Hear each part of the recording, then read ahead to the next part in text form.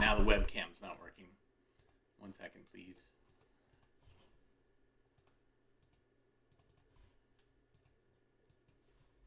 I guess this is what we're going to do.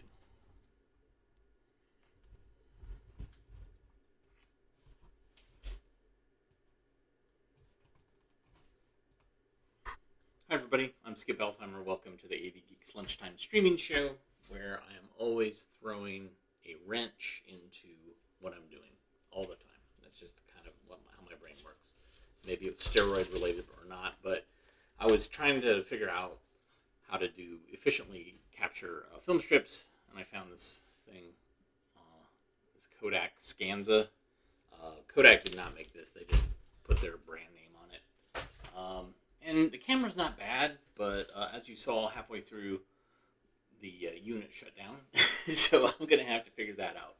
But yeah, it feeds 35. It does. I have to manually pull it through, but yeah, I'm gonna be playing with that more. Let's go ahead and start off with the film, and then we'll talk about the Toetapping Tournament 2026. This is Electromagnetism at Work. Enjoy. Events of the past and present shape tomorrow. Our vital concern is you, today's youth. For our future depends on you. To untangle today's problems, we need to understand yesterday. We hope this film series will make you aware of the people, places, and events which have helped shape our nation and our world. Manufacturers Hanover is pleased to sponsor this educational film as a special service to schools in the New York City area.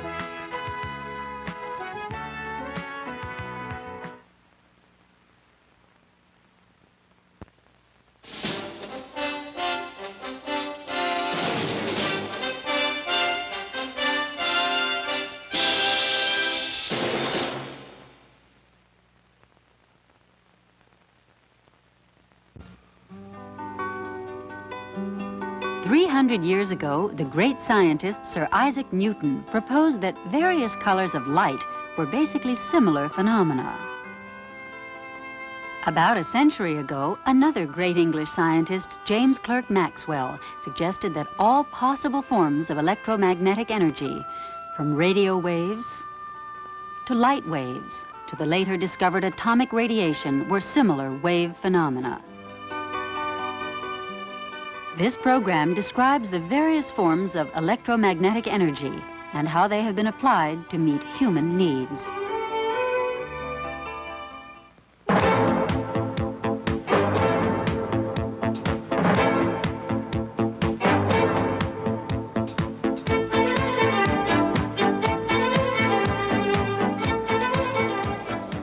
Like ocean waves, long rolling swells, or short breakers on a beach, sunlight and other energy transmissions are basically wave-like in character. The various types of energy transmissions, light, radio waves, and others, differ only in wavelengths, together making up the electromagnetic spectrum. A pioneer in understanding radiant energy was Dutch-born physicist Wilhelm Röntgen. In 1895, experimenting with electrical discharges in a blacked-out vacuum tube, he noticed that some distance away, a sheet of paper treated with barium platinum cyanide began to emit light. He had discovered invisible rays capable of penetrating solid objects and exposing photographic plates. He called his unknown rays X-rays, and his first X-ray photographs amazed the medical and scientific world. A year later, Henri Becquerel, who had been investigating Röntgen's X-rays, discovered that mineral crusts placed on photographic plates wrapped in light, tight black paper would make an image on the plates without being exposed to light. Radiations from the minerals penetrated the black paper, and in later experiments penetrated thin strips of aluminum and copper.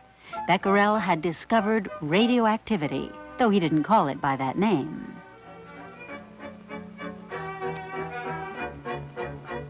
In 1898, Marie Curie, using instruments devised by her husband, Pierre, began to examine all the elements then known for traces of radiation. Finding many spontaneous sources, she proposed the word radioactivity to describe the phenomenon. Later, she succeeded in isolating a new, strangely radioactive element from an ore of uranium. She called it radium. Also in 1898, a New Zealander, Ernest Rutherford, concluded a lengthy study that led to the realization that there were two types of radiation, each with different powers of penetration. He called them alpha and beta. An even more penetrating type of radiation was discovered by P.V. Villard. It was somewhat similar to Röntgen's X-rays and given the name gamma. Electromagnetic radiation, such as gamma rays and X-rays, is invisible and silent. We measure such radiation by its wavelength.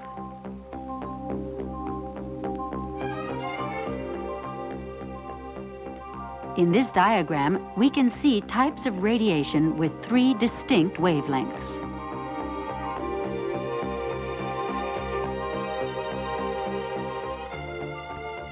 This is a relatively long wavelength.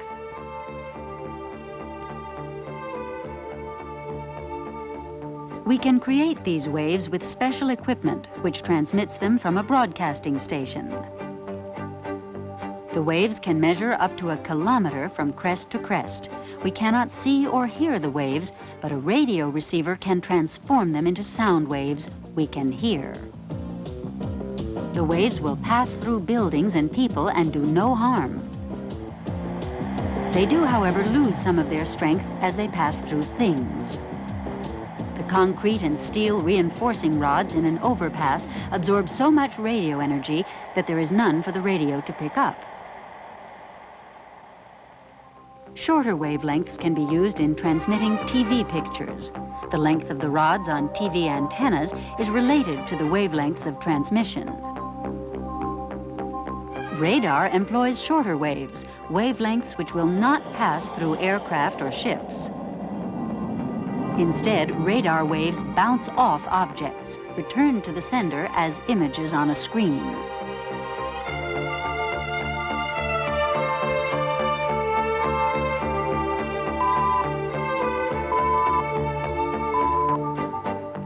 Shorten the wavelengths a little further, and we have microwaves. Today, people use microwaves for cooking. Microwaves can be dangerous, but safety devices are built into microwave ovens.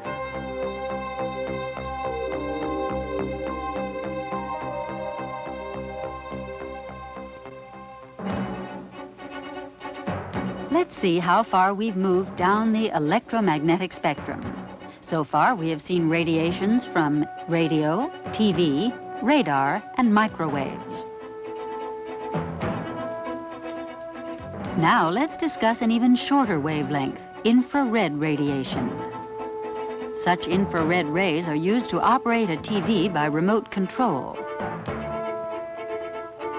We can detect infrared with our bodies and feel the deep, penetrating wavelengths. They bring relief to sufferers of muscular pain. We also feel infrared coming from fires and stoves.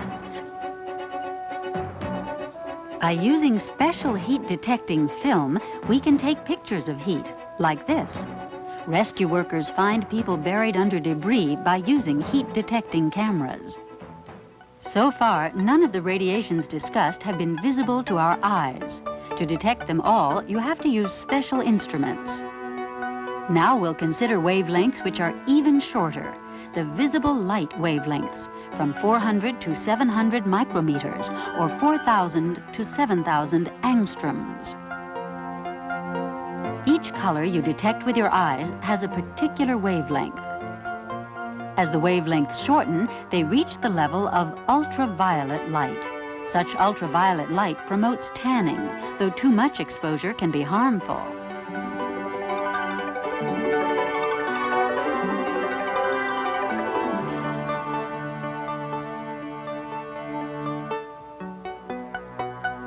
Ultraviolet light has other uses. Here, forensic scientists use ultraviolet light to detect alterations and forgeries in documents. The document on the right is genuine. The left one is false.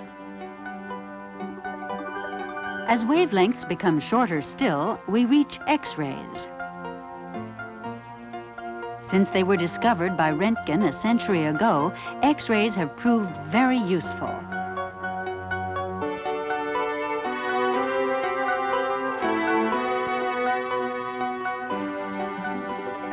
We use the radiation we call X-rays to penetrate solid objects and produce images for doctors to examine.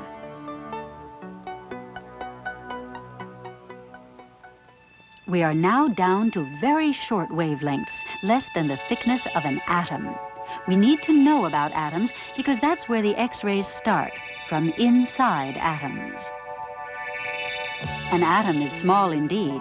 For instance, it's probably hard to believe, but there are more atoms in a pencil dot than there are people in the world.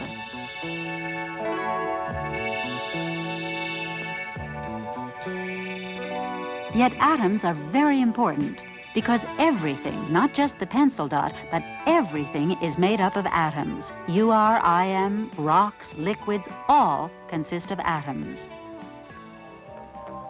Let's look at a typical atom. Each atom is something like a miniature solar system.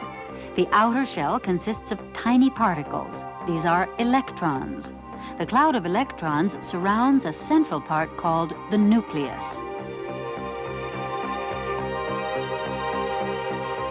The nucleus is made of two kinds of particles which are relatively much bigger than electrons. But let's return to X-rays. Because they have energy, they could do harm if not carefully controlled. The source of the X-rays is surrounded by lead so that the operator and patient are protected. Only a limited amount of the X-rays are used to make a picture.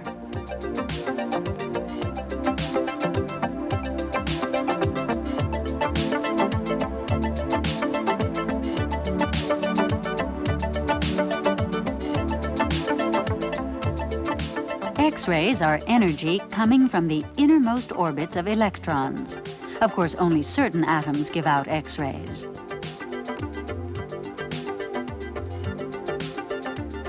Gamma rays are similar to X-rays but have more energy.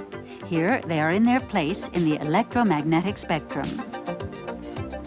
Gamma rays are potentially hazardous to life, but we can protect ourselves from their effects by ensuring there is a safe distance from them, or by shielding the source with very thick lead or concrete. Like X-rays, they can be used in medicine. Carefully controlled gamma rays can be directed to kill cells which have become tumors.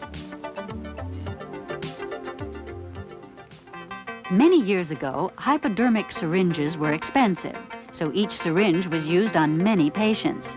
Each time they were immersed in boiling water to kill off any germs which might cause infection. Nowadays, syringes are sterilized by gamma radiation while in a new germ-proof bag. Each syringe, much cheaper than in the past, is used once, then thrown away. Boxes of syringes traveling on a conveyor belt move through a specially shielded room containing a radioactive piece of cobalt metal. The gamma rays don't make the boxes on the conveyor system or the syringes radioactive, but they do kill any germs on the syringe. Radiation plants like this run 24 hours a day, 7 days a week, processing surgical devices, cosmetic powders, and plastics. Even food can have its storage life extended by gamma radiation.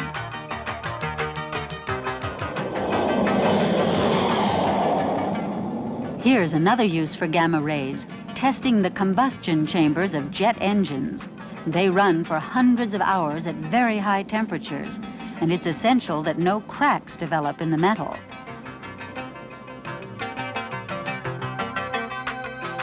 If there are fine cracks, they may not be detected by the human eye, so once again, gamma rays are used to take pictures.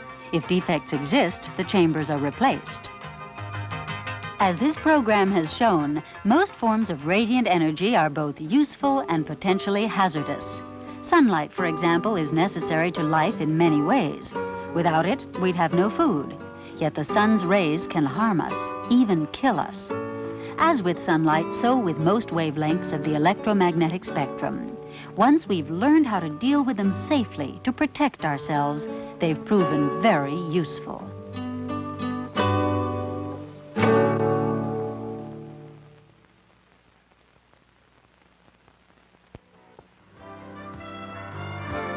The Science Screen Report has been presented to you as a community service of Manufacturers Hanover.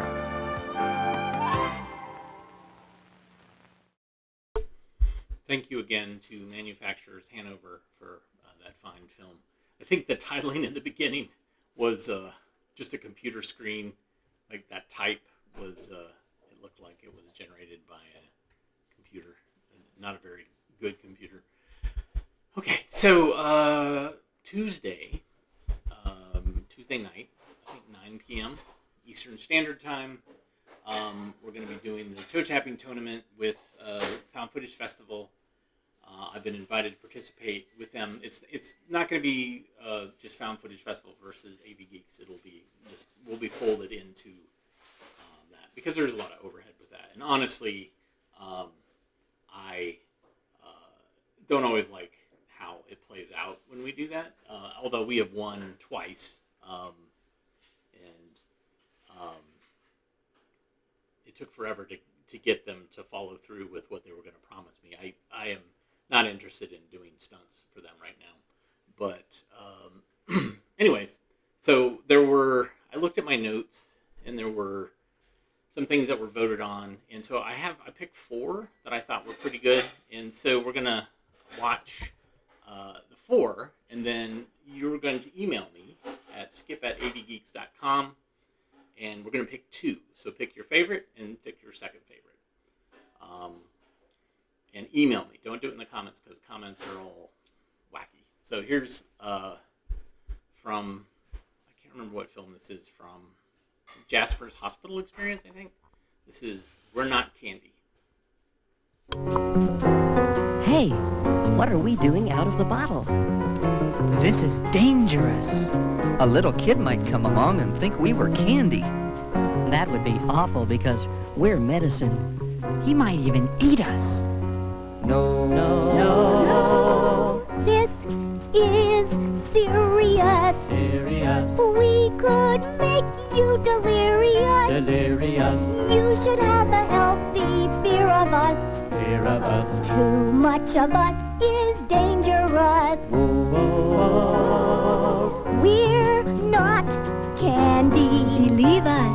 Even though we look so fine and dandy. When you're sick, we come in handy. But we're not candy. No. Doctors tell the pharmacy types of pills that you will need. And he knows the harm that we can be if we're not taken carefully. We're not candy. Believe us. Even though we look so fine and dandy. When you're sick, we come in handy. But we're not candy.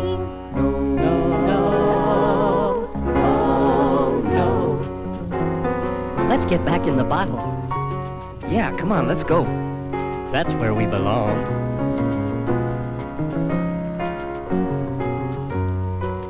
That's better.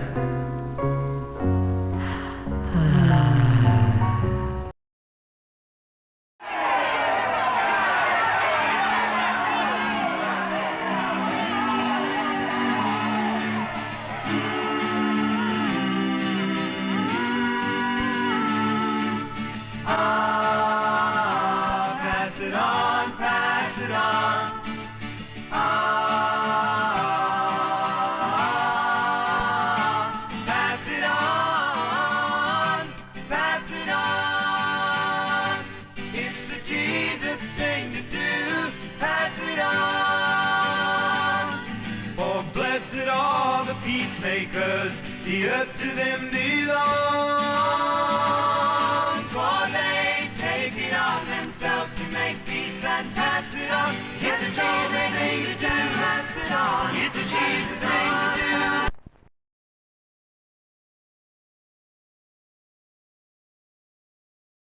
I've seen the sun on the surface and run deep along the splashing shores of every land. You'll see me there no matter where, my silver body flashing as I rise, catching rays from the sun.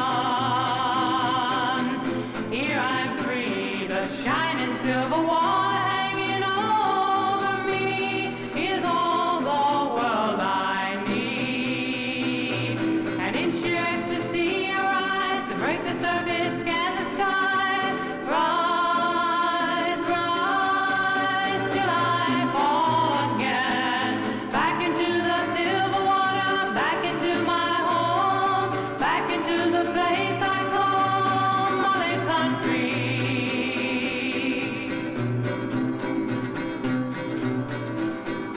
Neon lights flashing bright, shining down while children play on golden sand. You've seen it now, this is my land. Come with me, have fun with me, I'm down here, tugging on your line.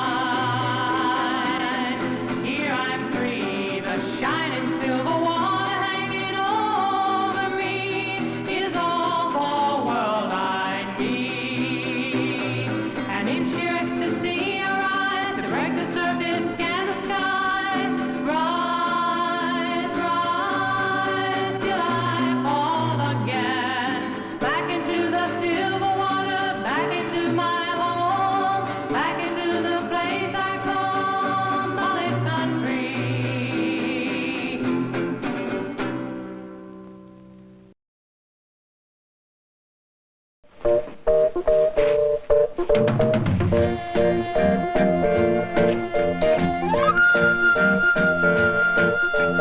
Ask me why my hands are clapping.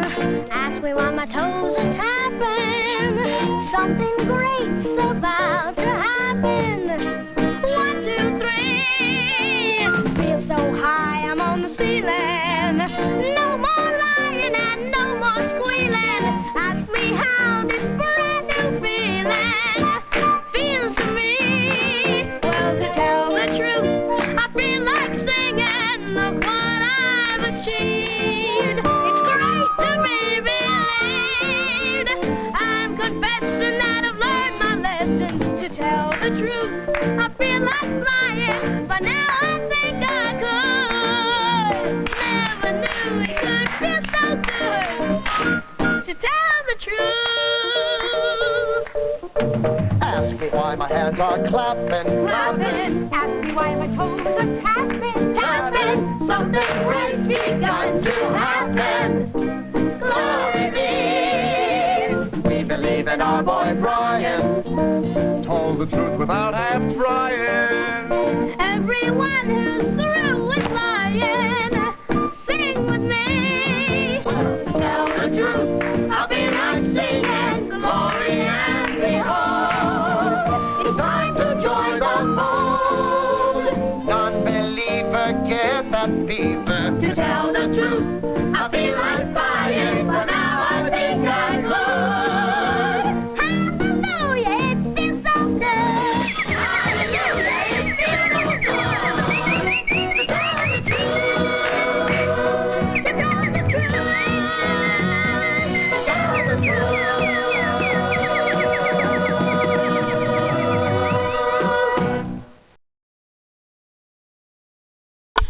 Yeah, so we reviewed some of these last year around this time, and so there were a couple that for some reason didn't get, I don't know, I just wanted to revisit them. So anyways, what we saw was We're Not Candy, we saw Pass It On, we saw Mullet Country, and we saw the Maltese Unicorn finale song. And you can email me at skip@avgeeks.com. Pick your favorite and your second favorite. I know that we've done this before, but I want to redo it. I want to make sure that we are representative of what's going on. And supposedly, at the tournament, there's going to be a judge who's going to judge on things, but then the final 2 winners will be voted on by YouTube viewers. So I'm hoping, we'll see, I'm hoping that we will make it that far, and then you guys will push us over the top, and we will win yet again. Because they only have the 80s and 90s to work from. We have, the 30s to the 90s to work from. And so, anyways, so we've been watching a lot of Centron films, and this one is, it's part of that series, that public speaking series. That microphone one yesterday was so good. Holy cow. I guess somebody mentioned in the comments that it's still being shown some places. Totally get it, because that is, man, microphones, even in this age, a microphone is still a point of failure for most people. Like, they don't know where to put it. They don't know how to use it. So we have certainly digitized a bunch of tapes where people have either set up a microphone like in the middle of a church and it's all echoey and you can't hear anything, or somebody's sitting there just going so anyways, this is a film about just speaking in general, and these are aids to speaking. Enjoy.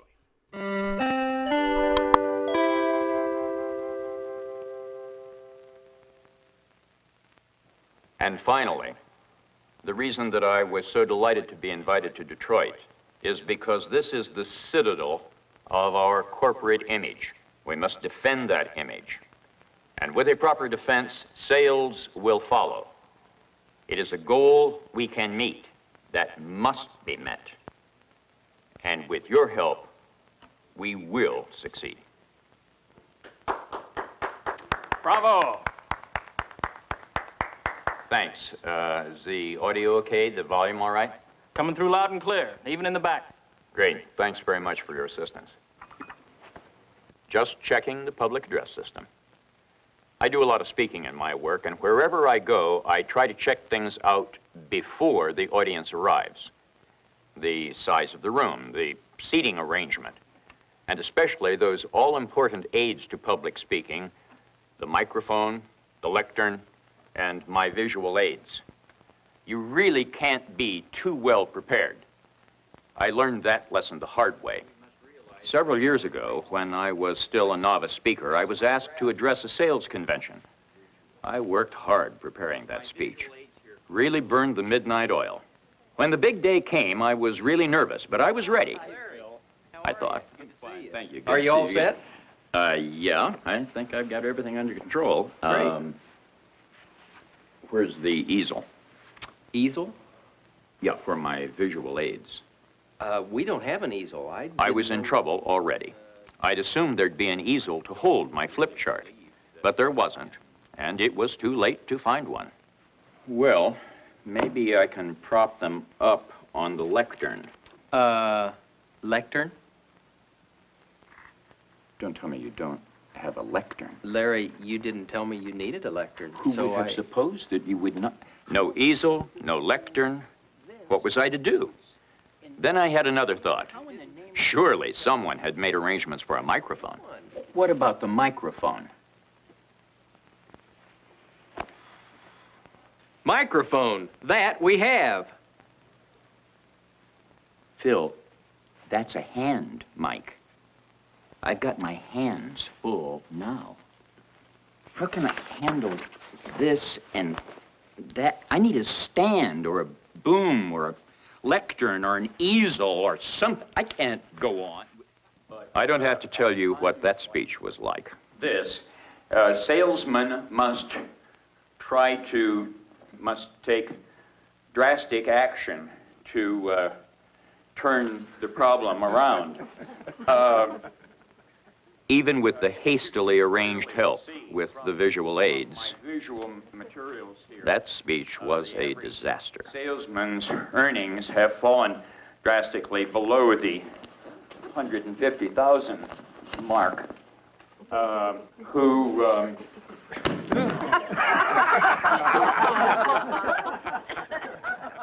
That painful experience taught me to find out as much as I can about the speaking situation before I have to speak. If I need a lectern or a microphone, an easel, or any other speaking aid, I make sure it's available well beforehand. Of course, it's important to know how to use those speaking aids. Take the lectern, for example. Lecterns come in a variety of shapes and sizes, but they all serve the same purpose: to hold the speaker's notes where he can easily see them. Unfortunately, some speakers use the lectern in other ways. The novice speaker often uses the lectern as a lifesaver, like a piece of driftwood in a tempest. He clings to it in desperation, as if his very survival were at stake. The school scene for a long time. Thank you. Then there's the other extreme, the percussive persuader. He uses the lectern as a drum on which he forcefully hammers home his message. While this style of delivery never fails to grab the audience's attention, it can have a wearing effect on the lectern and listener alike. Sometimes the stress on both becomes unbearable. A good speaker never uses the lectern in a way that distracts from his speech. He doesn't grip it, lean on it, or slouch over it. He doesn't move it around, drum his fingers on it, or pummel it with his fists. He simply centers himself squarely behind it and speaks to his audience. He uses the lectern as it was intended, as a tool, which liberates his hands and arms for gesturing. To the people then and to us today. He was saying he much rather have liberty, and if he could not have liberty, he would rather die. Actually, the lectern presents few problems for most public speakers. But that can't be said for this speaking aid. Used properly, a microphone enables a speaker to communicate comfortably with a large audience. But use it improperly, and it can become a tool of torture, inflicting your audience with a variety of physical and mental torments. Therefore, I suggest the student council should appoint a committee. This common form of torment, called feedback, occurs when the speaker fails to stand within the microphone's optimum range, and the volume on the public address amplifier has been set too high. In this situation, some of the sound from the loudspeakers feeds back into the PA system via the microphone. This overloads the system and causes the painful screech. The speaker should move into the mic's optimum range, usually about 12 to 18 inches from the mic. And the volume on the PA system must be turned down accordingly. To help solve this problem once and for all. Thank you. A speaker who gets too close to the microphone subjects the audience to another form of audio anguish. It sounds like this. Personnel problem. The supervisor, and you as supervisor, must be prepared to deal with employee complaints promptly and in a rapid fashion. Equally tormenting are the sounds produced by a speaker who won't keep his mitts off the mic. How can we cope with those minor annoyances that constantly rub us the wrong way and drag us down into despair and cause anxiety? But perhaps the worst agony of all is inflicted by the speaker who ignores or forgets the microphone altogether. Nothing that will take the place of hard work. And number two, the willingness to take a chance. You've got to take chances.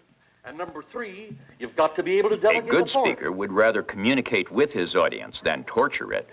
So he gives careful attention to microphone technique. So I'll give you tonight's main speaker, Dean Gerald Steffens.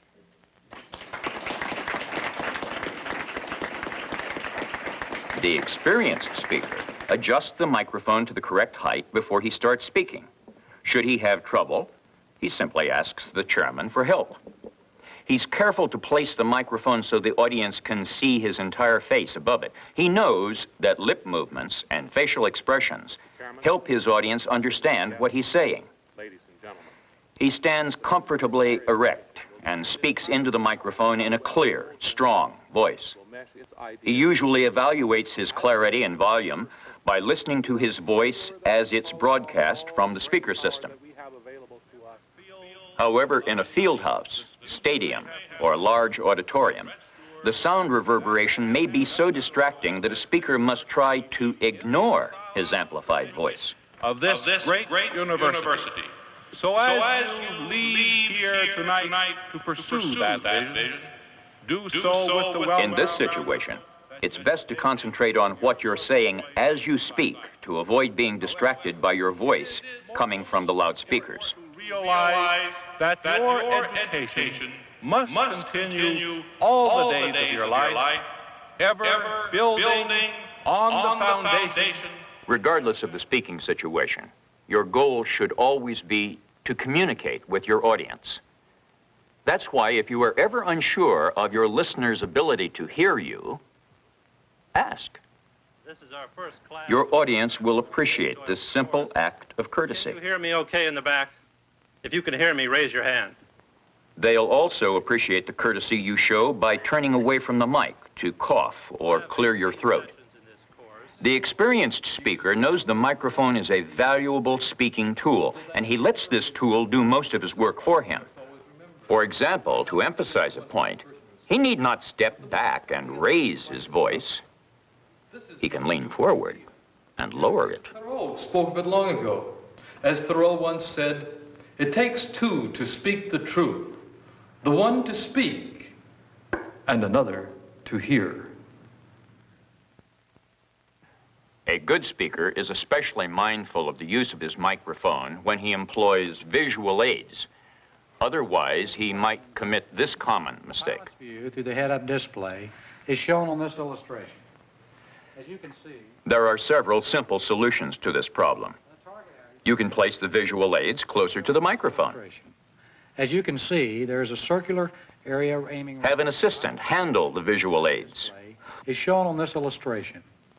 As you can see, there is a circular aiming. Or use a microphone that permits freedom of movement, such as a lavalier mic. As you can see, there is a circular aiming reference. And the target in this example. Although a microphone helps your audience hear what you're saying, it's often more important for them to see what you're saying, and that's the reason for visual aids. Visuals help an audience grasp information they might not comprehend by speech alone. They can reveal what is normally invisible or hidden, make facts and figures meaningful, or illustrate complicated processes or relationships. A good visual can be worth 1,000 words.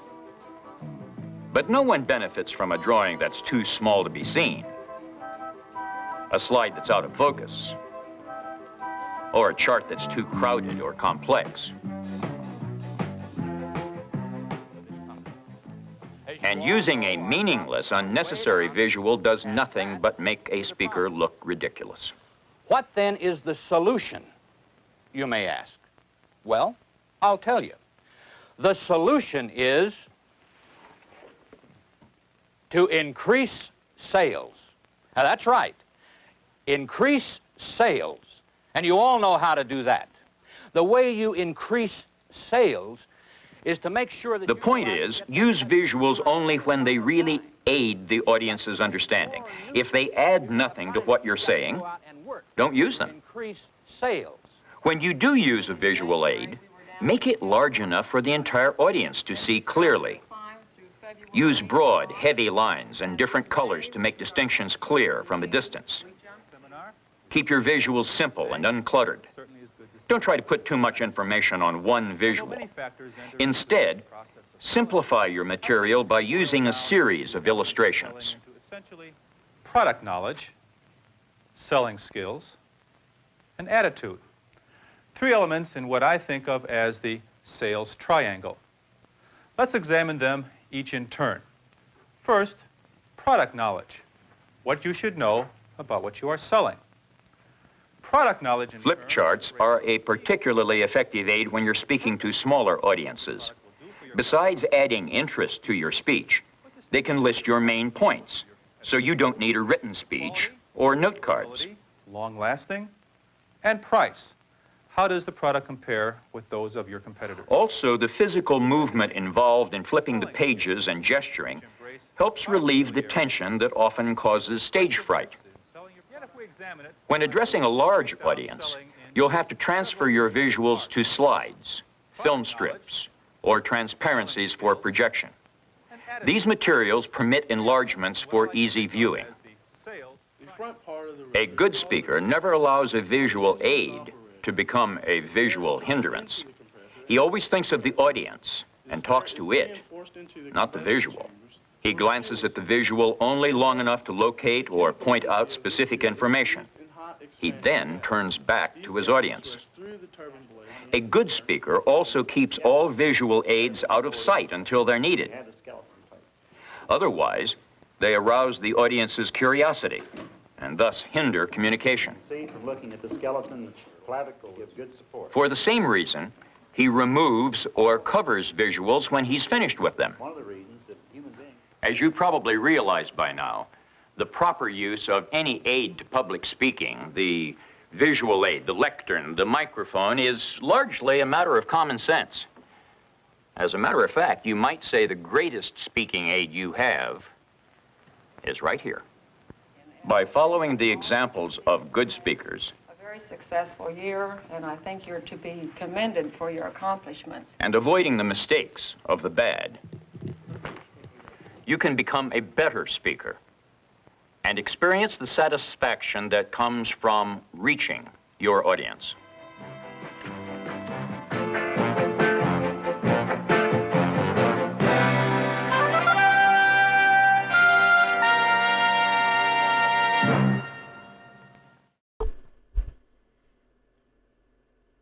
Yeah, so some great hints there.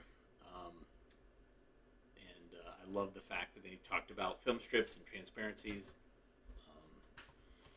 It's pretty great. All right, owls. We love them.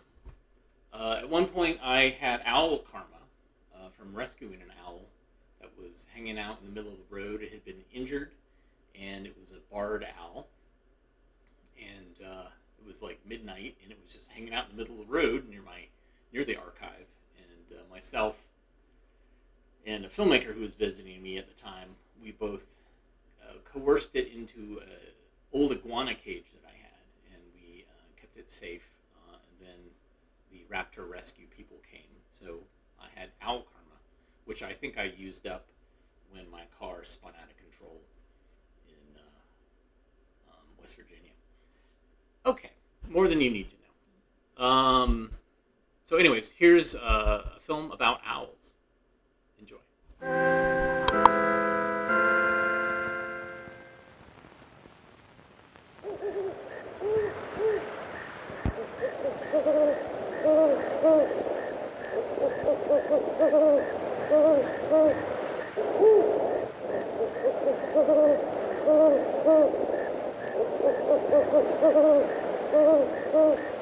People have long been fascinated by owls.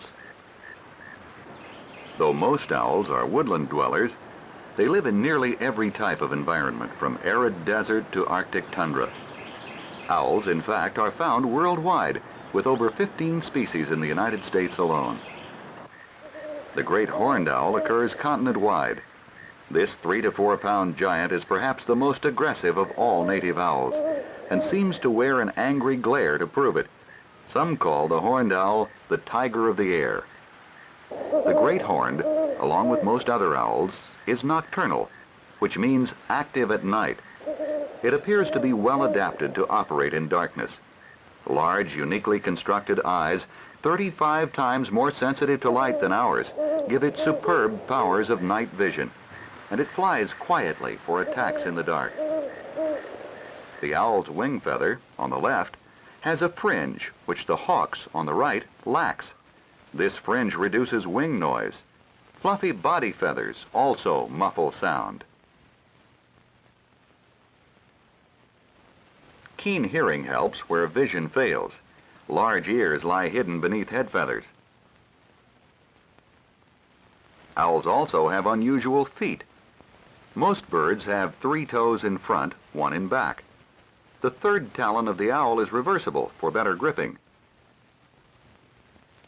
This white-footed mouse is about to learn how efficient the great horned owl is as a night hunter. By using its specially developed eyes and ears, the silent flying owl is able to see and capture the mouse in the dark. Like hawks, owls help control populations of rodents and other wildlife, but most owls work at night. The great horned owl is not choosy at mealtime and eats a wide variety of prey, including rats, rabbits, fish, and insects.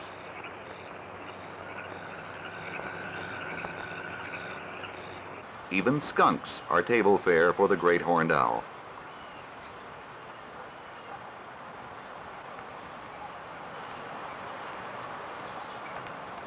Owls begin their lives in white, nearly round eggs. Great horns lay 1 to 4, even before winter ends. The young wear a warm down coat for protection. Their home might be an old hawk's or crow's nest. Since owls are poor carpenters, they use whatever housing is available. The top of a broken-off tree works well, too. In northern regions, snow often rims the nursery. Despite such weather, great horns rarely migrate. Sometimes, in areas offering few natural sites, they will nest even in man-made structures such as this.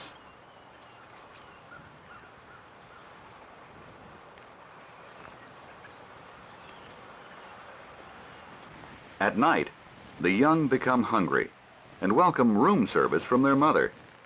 Though both parents hunt prey, only the female delivers it to the young. In the owl family, the female rules the roost because generally she is larger than her mate. Great horns in many areas nest during the spring migration of blackbirds, robins, and other songbirds. These passing visitors offer the owls a plentiful source of food for the growing young. Here they are offered a meadowlark. Several of them may be consumed in one night. The entire bird is eaten, bones, feathers, and all.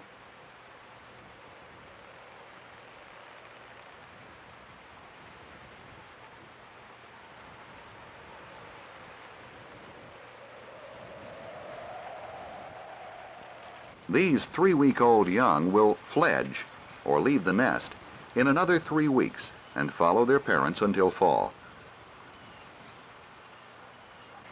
Owls often bob and weave their heads like ancient Far East dancers. Although owls have naturally good depth perception already, this exotic head dance helps them gauge distances even more precisely.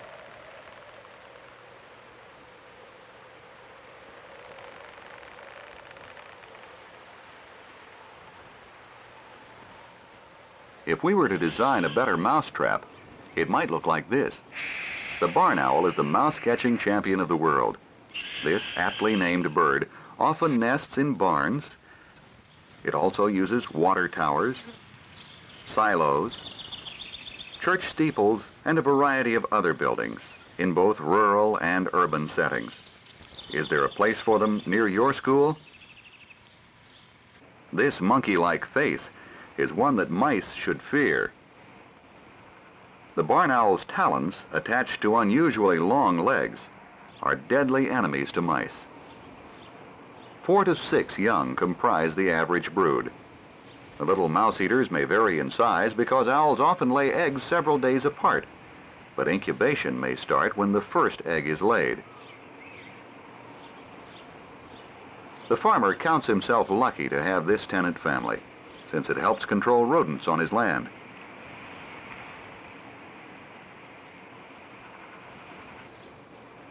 After 8 weeks, the young fledge. For these inexperienced hunters, the first year will be hard, and starvation, disease, and accident will claim many.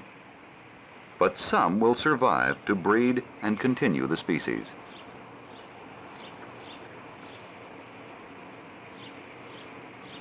No one shares, and a rat goes down whole in a series of gulps. Think he'll make it?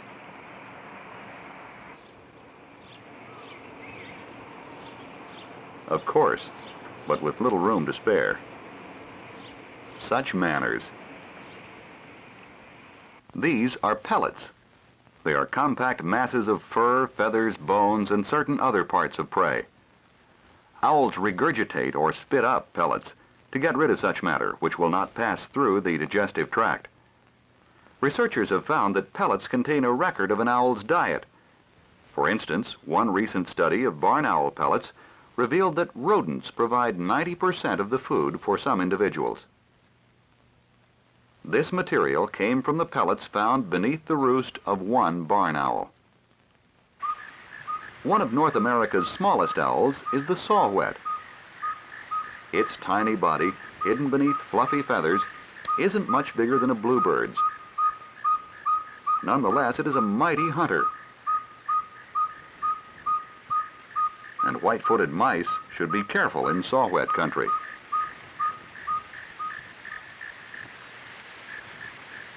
In summer, this owl's peculiar call may be heard chiefly in northern pine forests.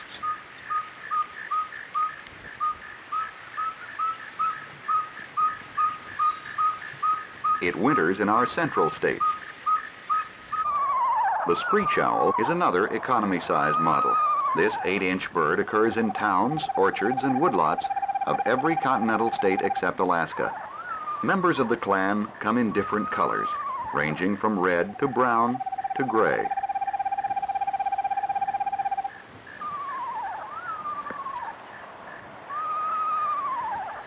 The broken pattern on the plumage of all color phases provides natural camouflage for daytime concealment. Like most small owls, the screech owl hides its nest inside a tree, in a woodpecker hole or other natural cavity.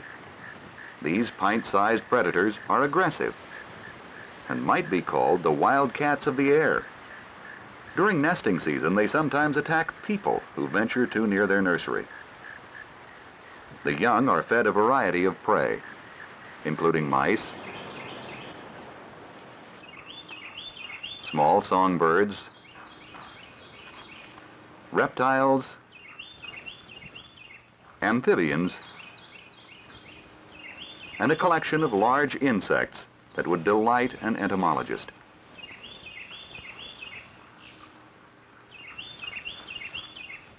People who talk about the hoot owl usually mean this one, the barred owl. Its familiar call may be heard in nearly any mature woodlands east of the Rockies. Its calls, and those of other owls, are usually related to courtship and territorial defense.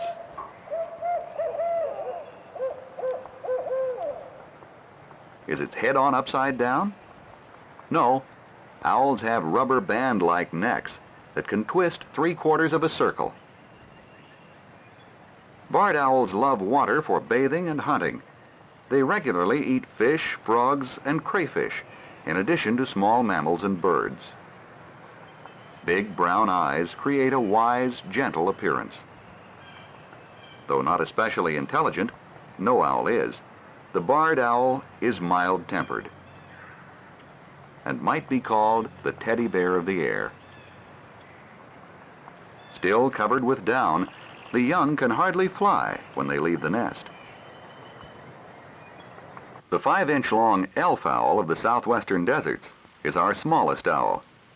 A prairie dog town might be home for the unusual burrowing owl. Members of this peculiar species nest underground.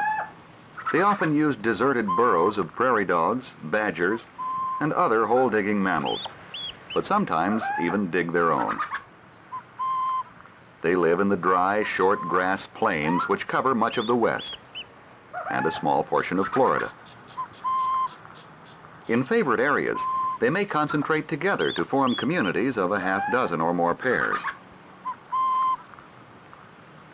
Burrowing owls commonly hunt while the sun is up. Contrary to legend, owls can see quite well in bright sunshine, but only a few, such as the burrowing owl, choose to be diurnal or day active. Favorite foods include a variety of insects and mice.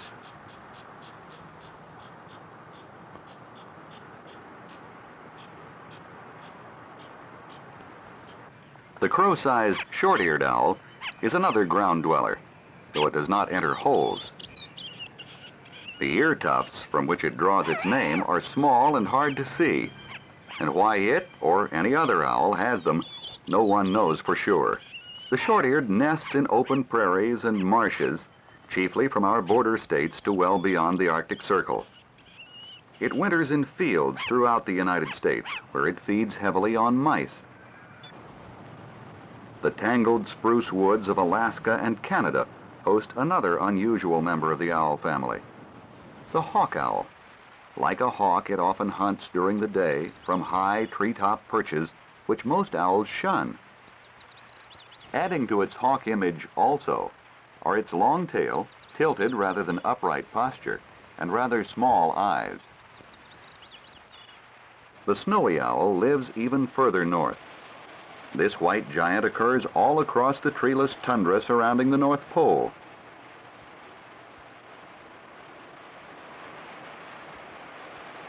It is one of the few birds capable of surviving the severe Arctic winter.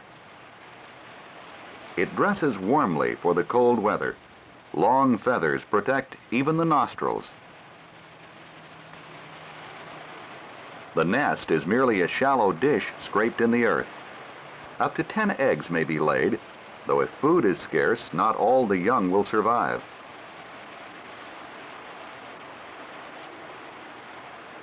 The family runt will have to grow quickly to beat winter's early arrival. During the summer months, nesting birds and fish often provide a great part of the diet. In winter, the owls must turn to lemmings and hares, which do not migrate south. When these mammals are in short supply, the owls themselves must travel south in search of food, sometimes wandering as far as Louisiana. After spending months on the ground, they now seem to welcome the chance to perch high above the earth, even if it means sitting on a TV antenna. Owls as a group have been very successful. Their worst enemy is man and his machines. When he clears land for mining, agriculture,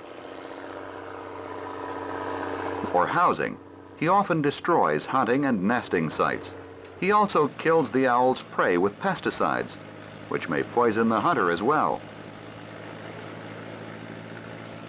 In addition, man-related accidents claim many, and some are shot, along with hawks, by thoughtless individuals who are unaware of the owl's special beauty and vital role in the natural world.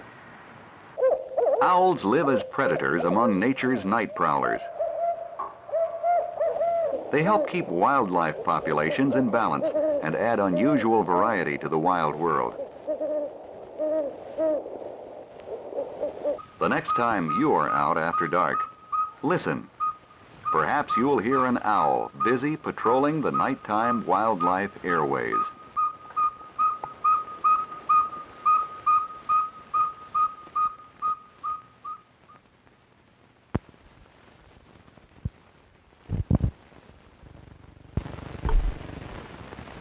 Oh yeah, we got lots of owls. They make a lot of noise at night. But thanks for watching today. So if you're just joining us, we showed a bunch of candidates for the Toetapping tournament, which we are going to participate with Found Footage Festival on Tuesday. So some of you have already sent me your votes, but I would love to hear from more of you. We've only gotten a small portion compared to how many of you are watching. And so just to recap, there is We're Not Candy, Pass It On, Mullet Country, which a lot of you like, and Maltese Unicorn. So you can rewind back and email me at skip@avgeeks.com, and I'll give it over the weekend because I know some people don't watch this live, and we'll make decisions on Tuesday, I think. So Monday I'm going to actually be doing a screening of films on a projector at NC State at a film studies class, and we're going to be showing women filmmakers, and so that's going to be a lot of fun. But that's right when my show is, so I'll have something pre-recorded for you. But I will see you live on Tuesday. Everybody have a great weekend. Thanks so much for joining us. It means a lot. I am on steroids, and my brain is all foggy and weird, and also extremely focused at the same time. And my hand is all numb because of this pinched nerve. So physically, I'm not doing great, but because of your comments, I'm feeling great because you guys are out there. So thanks so much. I'm going to take a break, and I will see you soon. Everybody have a great weekend. Take care.